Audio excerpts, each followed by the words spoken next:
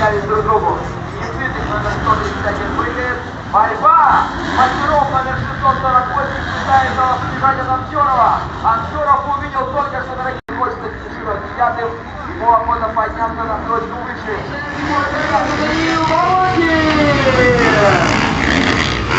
Охватил Баландина, боевик номер 12. Далее у нас Саул, номер 3.